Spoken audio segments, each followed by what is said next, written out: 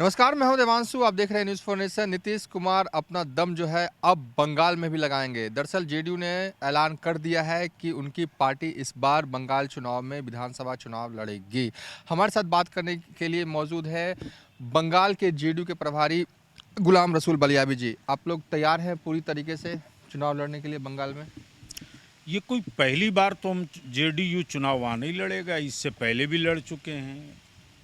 कभी हमारे दो दो विधायक भी होते थे। तो जहाँ कहीं भी पॉलिटिकल पार्टियां होती हैं वो तो चुनाव लड़ने के लिए होती हैं ना।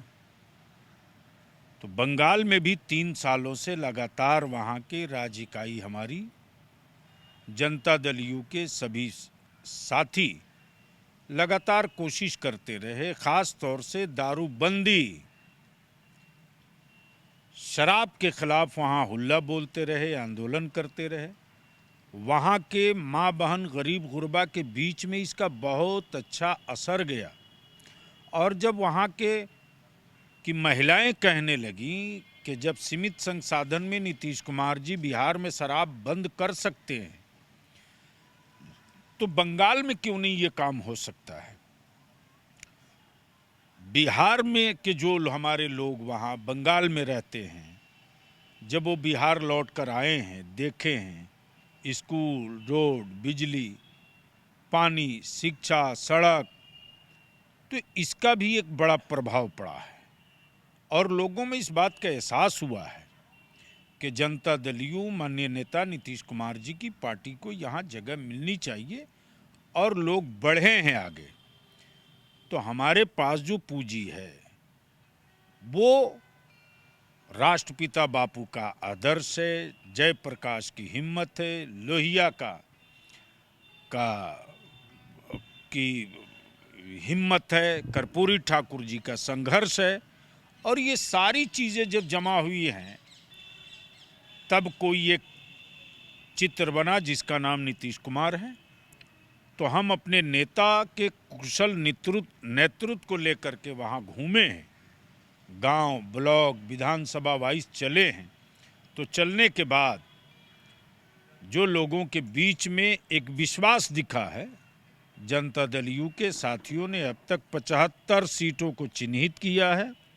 अब राष्ट्रीय अध्यक्ष के पास वो सारे मामले लेकर हम लोग पहुंचेंगे और हम लोग चुनाव लड़ेंगे। क्या आपकी कोशिश है कि बंगाल में गठबंधन के तहत चुनाव लड़ा जाए? किसी दल से बातचीत भी हो रही है? ये काम हमारे राष्ट्रीय नेतृत्व का है। राष्ट्रीय नेतृत्व जो तय करता है, हम कार्यकर्ता उसके पाबंद होते हैं। जनता दल यू के साथियों ने, कार्यकर्ताओं ने, सिपाहियों ने संघर्ष और हौसले के साथ अपनी तैयारी की है। आखिरी फैसला नेता का होगा जो सबके लिए मान्य होगा। बीजेपी के साथ भी गठबंधन करने को लेकर भी कोई बातचीत? क्योंकि बिहार में आप एनडीए में शामिल हैं, क्या बंगाल में भी एनडीए में हो सकते हैं शामिल? हम सिर्फ बिहार में ही एनडीए में शामिल हैं। जीत हार अपनी जगह है, लेकिन हम चुनाव तो बिहार में एनडीए में रहते हुए आसाम में भी लड़े हैं, झारखंड में भी लड़े हैं, गुजरात में भी लड़े हैं, यूपी में भी लड़े हैं, मध्य प्रदेश में भी लड़े हैं। तो चुनाव तो लड़ने ही के लिए राजनीतिक दल होते हैं ना। एक सवाल है कि कल ममता बनर्जी ने आरोप लगाया था असदुद्दीन ओवैसी पर कि उनकी पार्टी जो है वो बीजेपी से पैसे लेकर वोट काटती है मुसलमानों का। अब उनका और उनका मामला है। हम लोग किसी के यहाँ ताक झांक तो करते नहीं हैं। जनता दल यू वो पार्टी है जिसने देश को कई प्रधानमंत्री और कई राज्यों को मुख्यमंत्री और यहाँ तक कि कई सरकारों को कुर्बान किया है। समाजी सद्भाव, गरीब गुरबा का हक और उसकी हिस्सेदारी के लिए।